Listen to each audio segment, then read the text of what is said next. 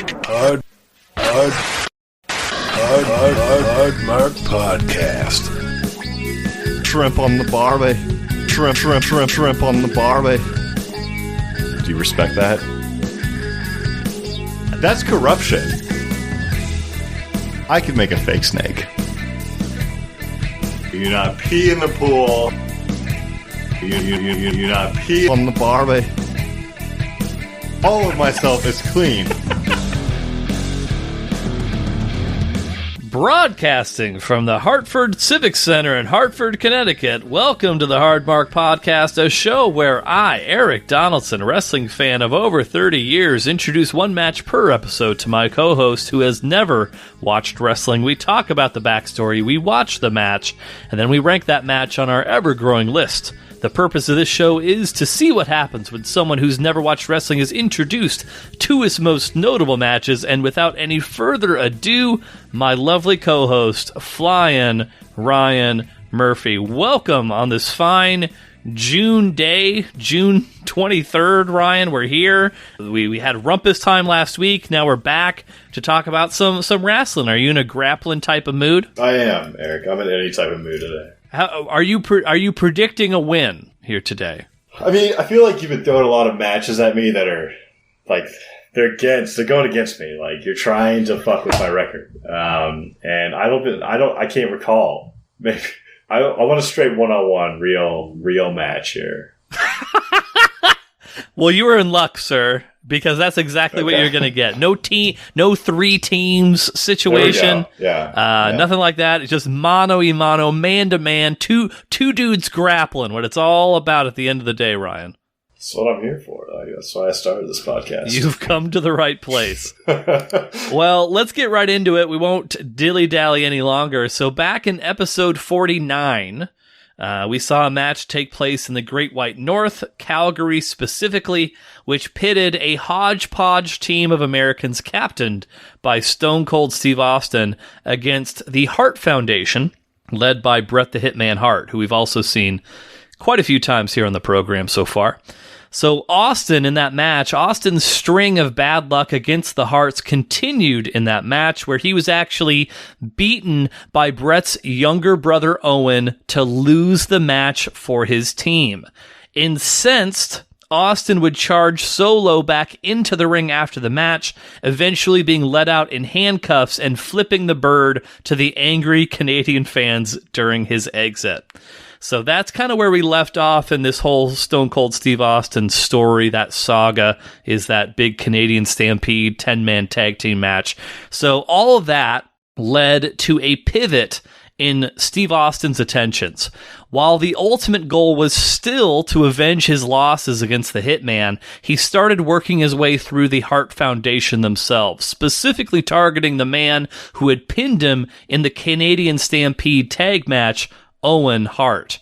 Owen, who Ryan previously mentioned bore a striking resemblance to his Uncle James, was the baby of the family. Owen Hart was the youngest of the 12 Hart children, and along with his brother Bret, was one of the standouts of the family athletically. Whereas Bret tended to stay grounded for most of his matches, Owen had been a high flyer early in his career. He made a name for himself in Japan, Mexico, and Europe before he followed in his brother's footsteps and joined the WWF. As far as Owen, his kind of WWF career, he and Bret would eventually become rivals, with Owen playing the scheming younger sibling, jealous of his older brother's success and adoration. But when Bret turned his back on the fans of the United States, he and Owen would finally mend their relationship and align in the new and improved Hart Foundation. So after the big victory in that 10-man tag match in Calgary, Owen would crow to anyone who would listen that he was the man who beat Stone Cold Steve Austin. So that set Austin's sights on Owen, as well as the Intercontinental Championship that Owen Hart had in his possession. To further incentivize Owen to accept his challenge, Austin would throw out a stipulation for their match. If he did not beat Hart for the Intercontinental title, he would kiss Owen's ass in the middle of the ring. I'll pause here. This is what makes wrestling. Absolutely. This kind of shit. Yeah, exactly. I mean, I'm not going to, I almost said at the Stein holding contest in Vegas. I almost made a similar thing. I'm not going to say that, though. I don't feel that confident. Yeah, well, you shouldn't.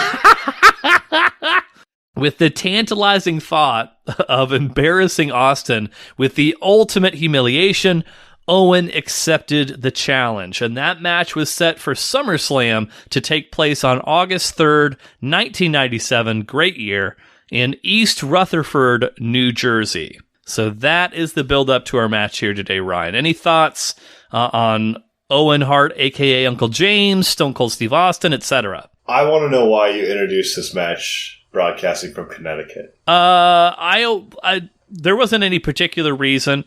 It didn't tie into the match at all. I thought it might tie in. It did not. No, it's East Rutherford, New Jersey. But I know. My childhood, it seemed like the WWF during that era, every few shows, they were broadcasting live from the Hartford Civic Center in Hartford, Connecticut. So it just has a very near and dear place in my heart whenever I hear. But it has to be that exact same phrasing. Like if it was any other building in Hartford, it wouldn't carry the same nostalgia for me. So it has to be the Hartford Civic Center in Hartford, Connecticut. And you have to say it that exact same way. I just picked it. I should know this stuff. Be in on the loop. Well, be in the loop. Now you are. Now you're part of the secret society. Welcome to the club. That's all I ask. Welcome to the club. That's all I ask. So Ryan's record, as it stands right now, which again, if this is your first episode, basically the idea is I give Ryan the little rundown of the match that we just went through here.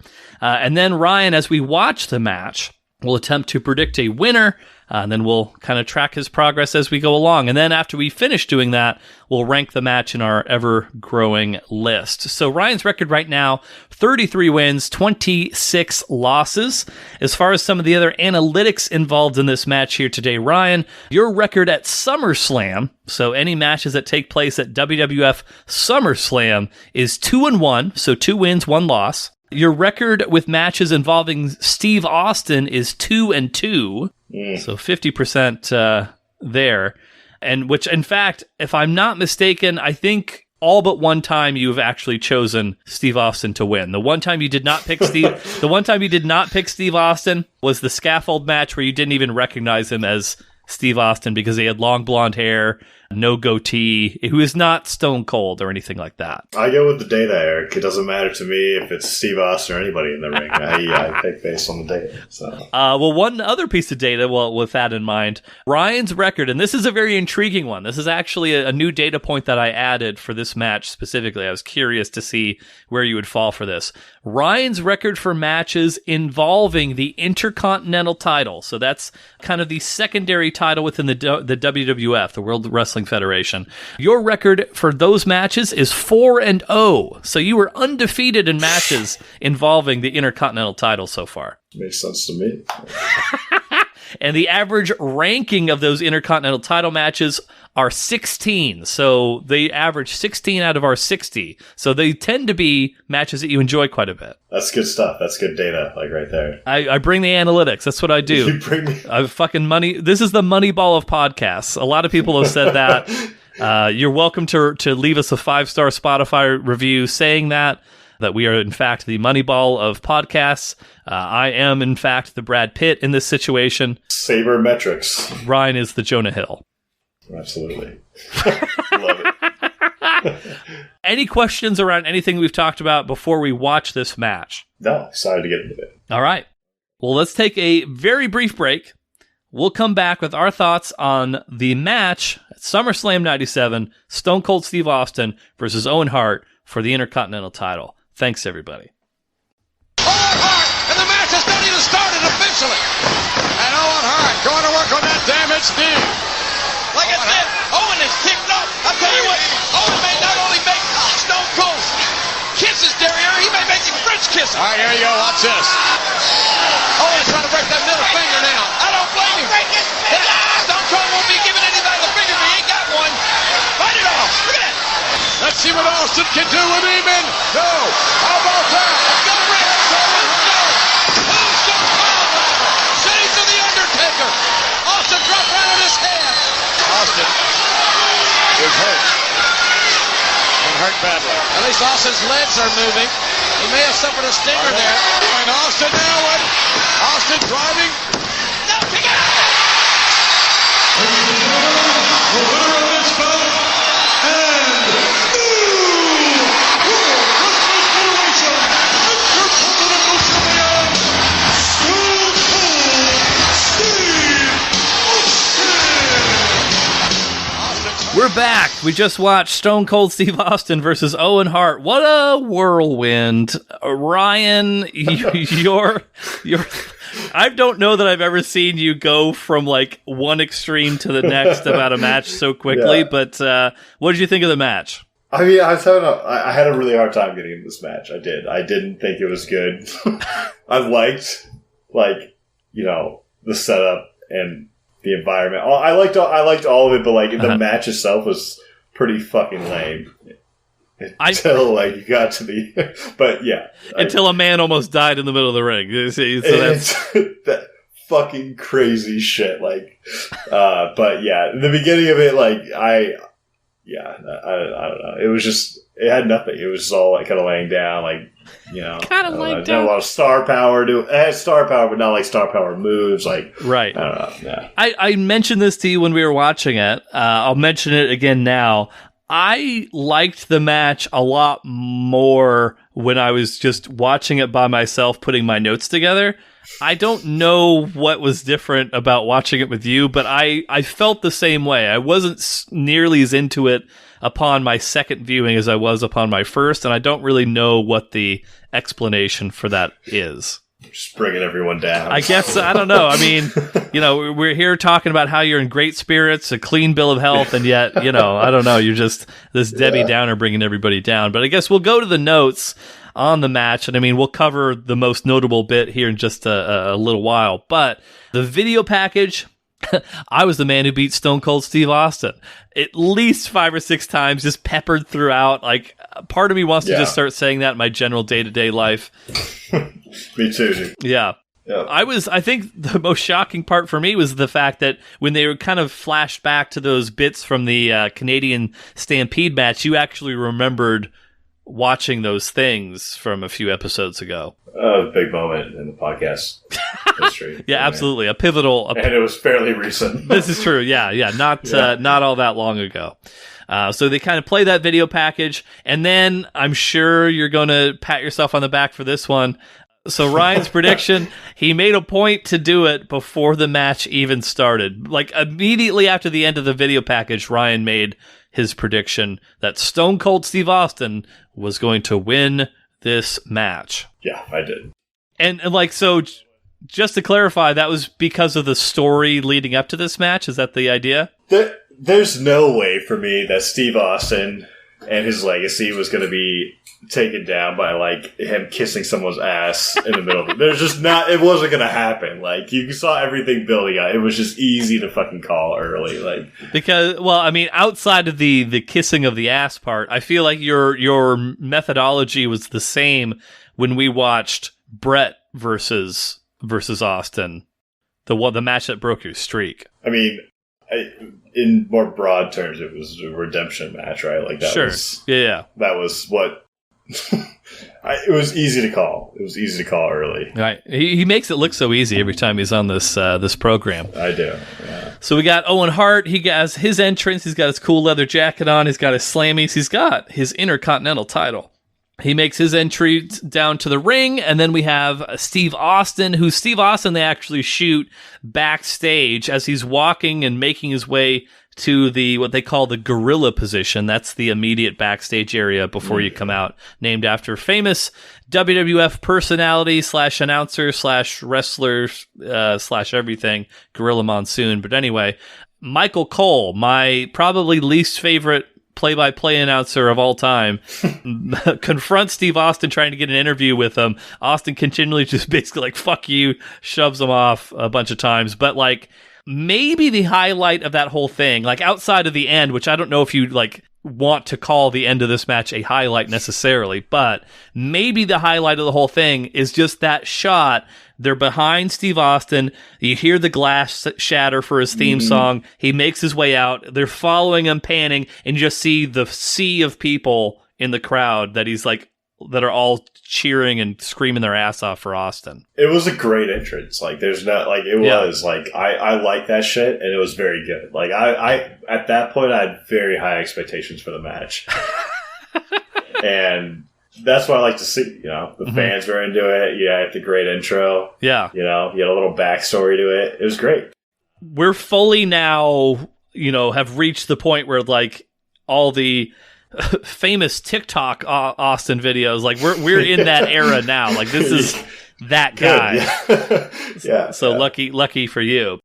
So Austin makes his entrance into the ring. Owen jumps him from behind, chop blocks him, starts working the leg. One thing that I thought was weird in this match, Owen Hart starts the match by working on Austin's leg, working on his knee. Austin's got his knee brace on, etc.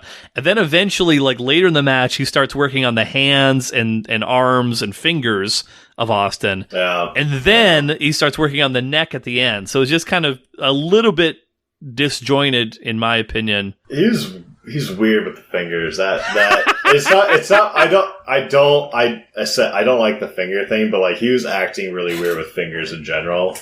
Like he's just acting weird.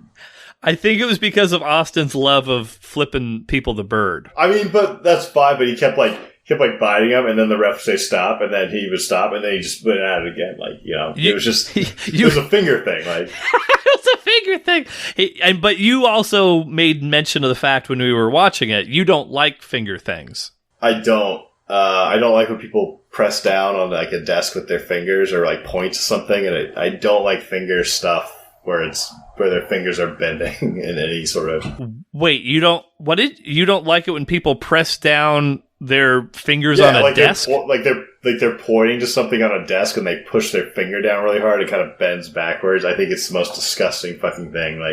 I can't watch it. Like, and people do it like all the time without any issue, and I fucking hate it. Like, it makes me cringe. Like, that's I so don't weird. like it at all. That's very strange to me. I can't stand it. Huh? Yeah. Is that the only weird finger-related anti-fetish that you have, or is that about it? What about double-jointed fingers? How do you feel about people? Yeah, it's when the fingers are moving in like the wrong direction, like this. You know, like if they're just. When they press down and it moves, like I don't know if that's would be the disjointed look, but like I do not like that at all. It just makes me upset. I'll make sure to keep that in mind for future matches. Yeah. He starts working the leg of Austin, does Owen Hart. You know, he starts slamming the knee against the post, which we kind of saw back in the Canadian Stampede match in episode 49.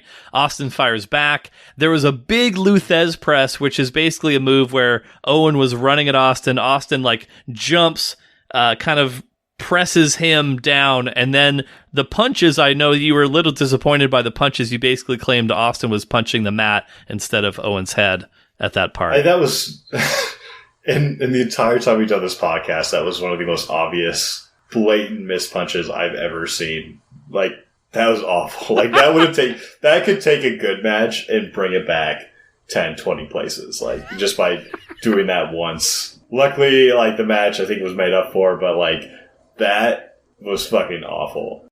Terrible, Eric. I don't know what to say about it. Like, that's what how can you make it that bad? Like, I've seen so many matches, never seen it so blatantly obvious that they're hitting the mat. Like, I mean, Austin, he wasn't, I wouldn't describe Austin as like a sloppy wrestler or anything like that, but there were certain moves in his arsenal, like those. He also did these kind of kicks in the corner that sometimes they just didn't look great. Generally speaking, in wrestling, the faster you're trying to do something, the shittier it's going to look. Like, slower is better, especially when it comes to like striking. Like, more impact, you get a chance to kind of like, you know, measure it a little bit more. The crowd has a chance to absorb it a little bit more. When you start doing like rabbit punches and stuff that's like too fast, it tends to be a little bit sloppier. And you know, I guess that's what we saw there.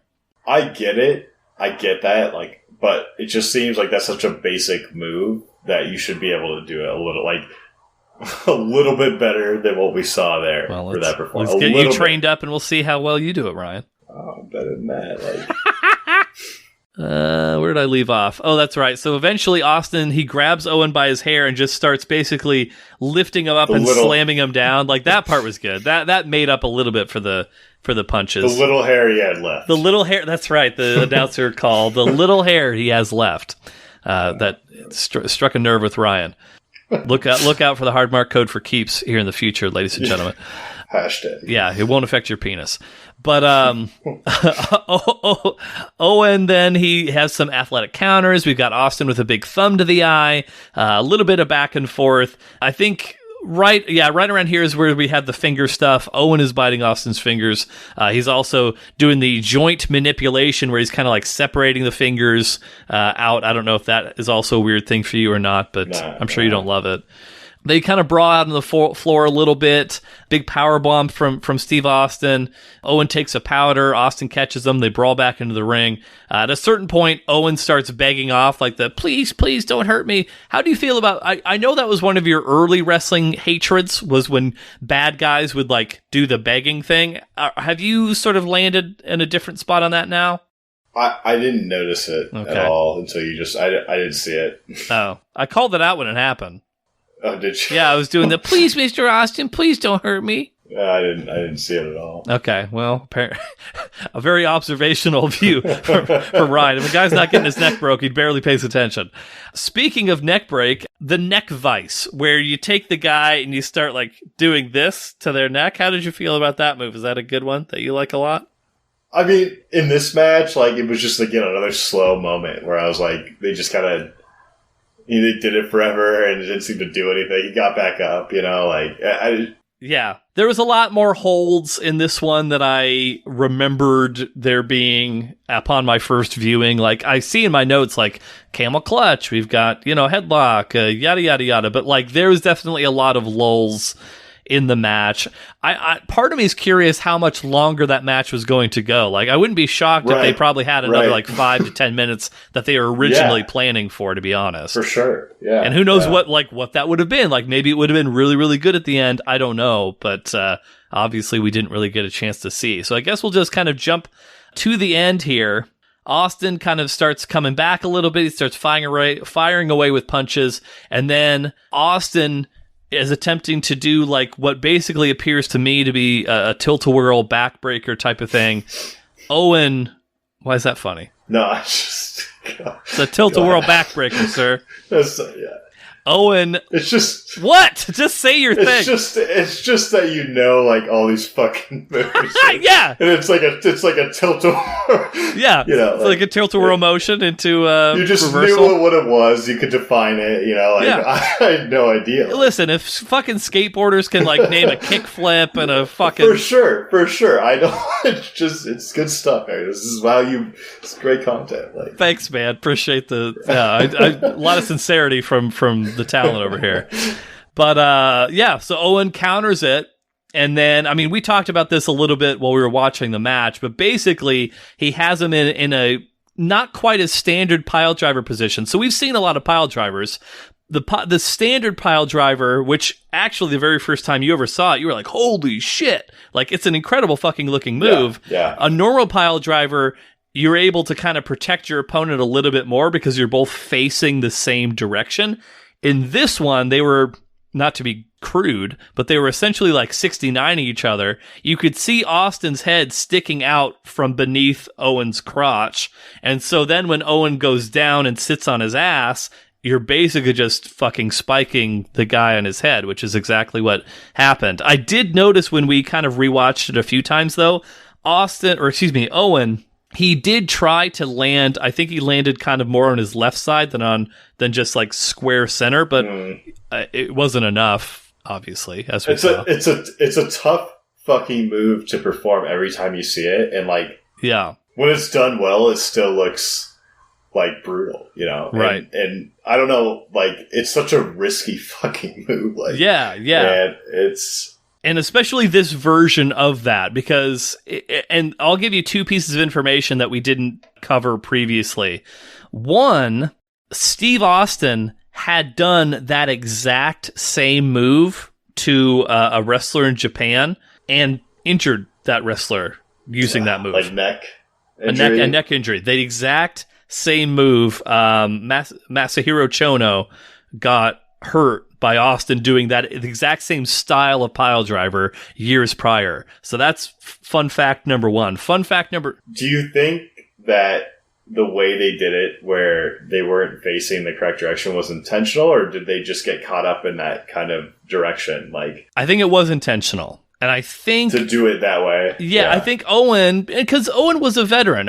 He was not a rookie by any stretch of the imagination. I think he had done a variation of this move in the past and been able to like kind of get away with it. I don't know if like they were just too tired. Maybe Austin slipped down further than Owen was expecting. I don't know what the deal is, but to kind of play into your question there, another little bit of information that we haven't yet discussed. Austin, in his autobiography, wrote about this match pretty extensively.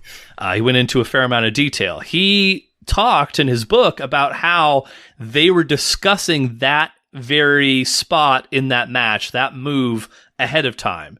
And so they were going back and forth where like, Owen was saying like, oh, and I'll give you a pile driver, like you'll kind of counter this way and I'll land and sit on my ass. And Austin immediately was like, well, you got to land on your knees. And Owen was like, no, it'll be fine. It'll land on my ass. And like they went back and forth, and like the way Austin tells it, he basically was under the impression like, okay, he knows not to land on his ass because he's going to fuck me up if he does it. And then clearly we saw what kind of happened from there. And then at that point, I mean, obviously the entire match comes to a screeching halt. Austin, if you know what you're looking for, you can tell he's like trying to move his fingers and really can't. Like his entire lower body from his torso down is just still. Essentially what happened was he got a really, really, really bad stinger, which is a neck injury. It's not like a broken neck necessarily, but oftentimes people who get stingers, like they think that they're paralyzed for a little while.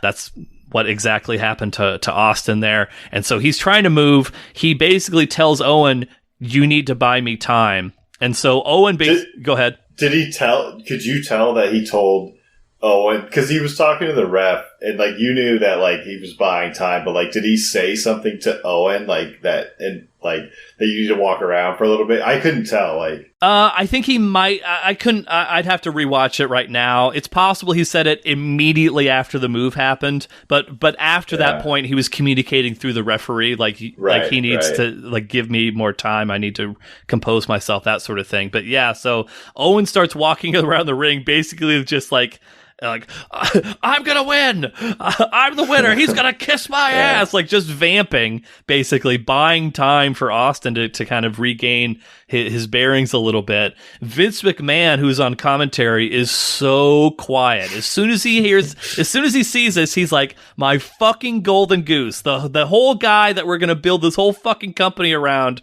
over the next year or two might just be fucking paralyzed. So this fucking sucks. Like you can tell that Vince knows Austin's hurt really, really bad, just based on his tone and what he's not saying in that moment.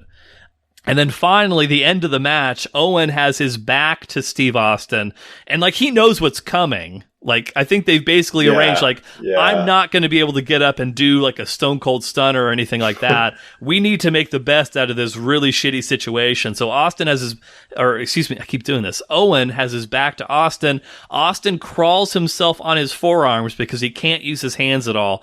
He struggles over, hits him with the absolute worst roll-up of all time, as described by Steve Austin. I'm not taking shots at him. Clearly, he had no feeling in his extremities at this moment. So, like, it's a Herculean effort, but gives him with the worst roll-up of all time, pins him 1, 2, 3. I will say the one thing that kind of strikes me is a little negligent. Like, obviously, the move itself was a bad idea, but, like, I get it. You're trying to create a match. You've done this move before, whatever. I think the one negligent thing that I would point to, at the end of that roll-up, Owen kicks out of the roll-up because he knows it looks shitty. And, like, I get that he knows it looks shitty, so he's trying to, like, make himself, like, look strong. But it's like, the guy might have a broken neck right now. You don't need to push off and kick out of that move. So that's the one thing I would say probably unnecessary. The thing, like you said, like, you got, this stinger. Yeah. And then he bought himself some time, but he didn't even need to buy himself He got back in fairly quick after like dealing with that kind of injury. It was maybe a minute to a minute and a half. Maybe a minute. Like thinking you might be paralyzed and then doing that, like holy shit, you know? Yeah. Just to even roll over and be able to do that, like yes. And you can see highly impressive. After the match ends, like Austin needs help from the referees. He's dragging his feet. He can't like lift his feet up enough to walk. He's just dragging his feet around. Legion of refs help him hold the belt up. He barely rolls out of the ring, barely able to walk. That's the end of the match. But Ryan wins. That brings Ryan's record to 34-26. Congratulations, Ryan. And one draw. We can't forget about that. Shout out to Kenny Omega and Haruka. Let's see here. What was your main takeaway from that match, Ryan? What's Murphy's Law? In a world without rules, in a sport where only the strong survive, there's one man who has the guts to lay down. Murphy's Law. I mean, initially I was going to go with the fake punches. Like, that was fucking bad. Right. It was just really bad. I didn't like that. But this match became one of the most insane matches that I think I've ever watched. We've never, it's funny, we've never seen anyone get, I mean, we did see the Antonio Inoki versus Great Antonio match where it turned into like an actual fight, but we've never seen someone who like legitimately you can tell that guy's hurt for real right now.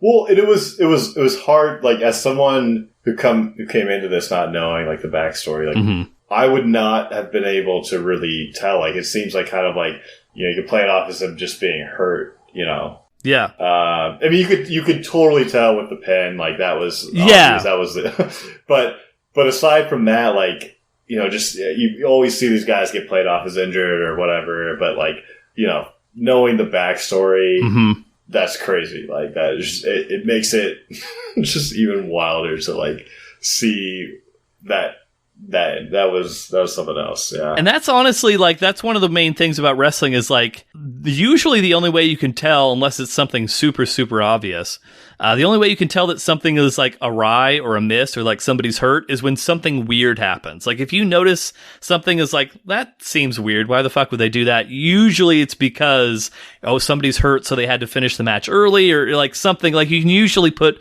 the puzzle pieces together and then the information comes out after the fact. But yeah, like initially you may not necessarily know, but now with the benefit of hindsight, we know, Austin was legit actually really hurt. And from this point forward, he would have neck issues for the remainder of his career that would eventually end up ending his career a little bit prematurely, actually. But it's the art of wrestling, man. It's the art of wrestling. Yeah. I don't know if did we say what your Murphy's Law is? What's the main takeaway? Did we say it? Don't break your opponent's neck? Is that the main? I don't know. Like I thought I still go with the bad punches. Bad punches. Don't do bad punches. Hey, wrestlers, don't do bad punches.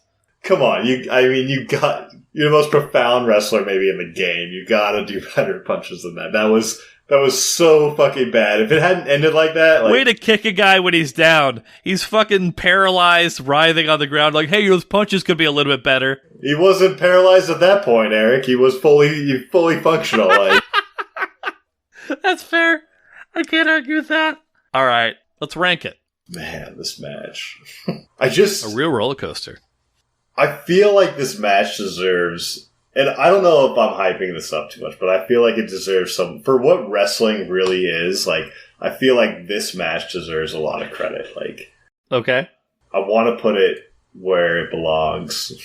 I mean, you're scaring me a little bit by what you're saying, but what are we thinking here? Like, I want to put it in a great match. Okay. But it's tough because, like, this was a bad match. This was not a good match. If this hadn't ended the way it ended, this would have maybe been in bad, possibly. Maybe, like, the higher end of, or the lower end of okay. But okay, like, sure. For what wrestling is, why I'm here. Yeah. This is the art of wrestling, and, like, they finished it. They fucking did it. Like, yeah. Even though it's just... I'm okay with great. Great would be okay. I was worried that you were going to start talking like top 3 level area, and I was gonna have you pump the brakes a little bit. But great, I can deal with. I think maybe like maybe put it the new 11. Keep it kind of, Okay. So underneath Dudley Boys, Hardy Boys, and Edge and Christian, the triple threat ladder match, triple tag team ladder match. Yeah. Mm-hmm. Okay. Or wait, that would bump that down, so that would be above that. Okay, maybe they do number 12. Okay. So above Sting versus Cactus Jack, Falls Count Anywhere on the Gulf Coast, brother. Okay, new 12. Looking forward to maybe we'll get another top 10 here sometime in the near future. You never know, everybody. You never know. Our next match, for anybody who's curious, before we get into the wisdom tree, we're going back to Japan. Ryan, Nice. know how you love your Japanese wrestling. Not a lot of finger manipulation there. Not a lot of laying on the ground either. However, there may be a little bit of laying on the ground because we're going to involve the Golden Lovers. What in the world? Anyway, more on that next Wrestle Talk episode that we got coming up in 2 weeks. But enough about that. We got to finish out this episode, the same way that we always finish our Wrestle Talk. And that is with a little segment called Eric's Wisdom Tree. I'm going to appropriate somebody else's wisdom and add in my own wisdom on top of that. I think that's fine. Wisdom is wisdom. A man who we saw here today during our match, Stone Cold Steve Austin, he had at one point in time a podcast. It was a pretty popular podcast. I listened to it quite a few times myself. One of my favorite episodes of Steve Austin's podcast was the chronicling of his trip to the dentist. And this is true. One of the main takeaways that Steve Austin said on this podcast about his trip to the dentist was how his dentist recommended that he get and use an electric toothbrush, as it is far more effective at cleaning your teeth than your standard, I don't know what we're going to call the non-electric toothbrush. Let's call it that, non-electric toothbrush. Which when I heard that, I was like, you know what? If it's good enough for Steve Austin, it's good enough for me. And you know what I did? I bought an electric toothbrush, and I've never looked back. Is there a but? There's no but there's an and. So that's Steve Austin's wisdom that I am now passing along to the Markomaniacs. Get an electric toothbrush. Your teeth will thank you. Also, another bit of little dentist tricks of the trade that they don't want you to know about.